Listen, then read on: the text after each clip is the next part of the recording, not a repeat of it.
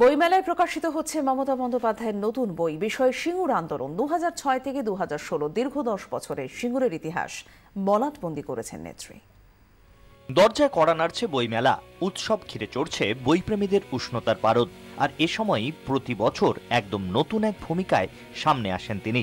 পোড় খাওয়া রাজনীতিক দাপুটে নেত্রী, রাজ্যের সর্বময় কর্ত্রীর অভিজ্ঞতা অনুভব উঠে আসে বইয়ের পাতায়। এবারেও তার ব্যতিক্রম হয়নি। সিঙ্গুর আন্দোলনের অভিজ্ঞতাকেই এবার মলাটবন্দি করেছেন মমতা বন্দ্যোপাধ্যায়।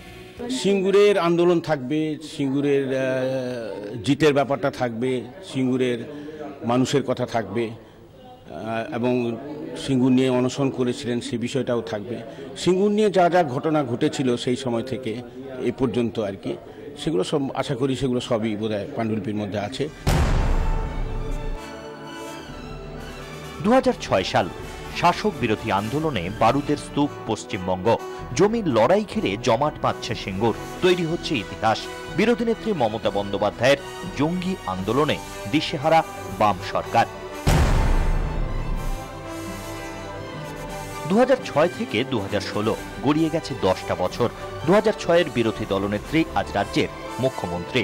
দীর্ঘ এই সময়ের বহু ঘটনার সাক্ষী হয়েছে সিঙ্গুর, আর এসব কিছুই হয়েছে তার চোখের সামনেই। কখনো প্রতিবাদে ফুঁসে ওঠা 26 দিনের অনশন, ইচ্ছুক অনিচ্ছুক কৃষকদের জমি নিয়ে আইনি লড়াই।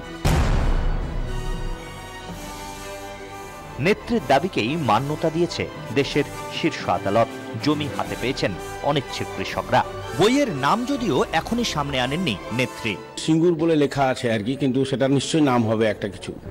আপনি মনে করেন এটার একটা খুব ডিমান্ড হবে এই সিঙ্গুরের বইটা?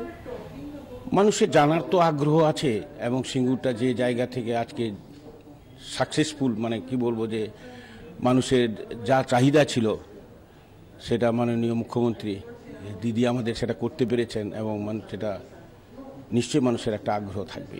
সিঙ্গুর আন্দোলনের দীর্ঘ পরিক্রমা, বিরোধী নেত্রী থেকে শাসক মমতার অভিজ্ঞতা এবার বইয়ের পাতায় তুলে ধরলেন মমতা বন্দ্যোপাধ্যায়। নয়াদিল্লি থেকে ক্যামেরায় নিশান্ত ত্রিপাঠীর সঙ্গে কমলিকা সেনগুপ্তের রিপোর্ট, 24 ঘন্টা।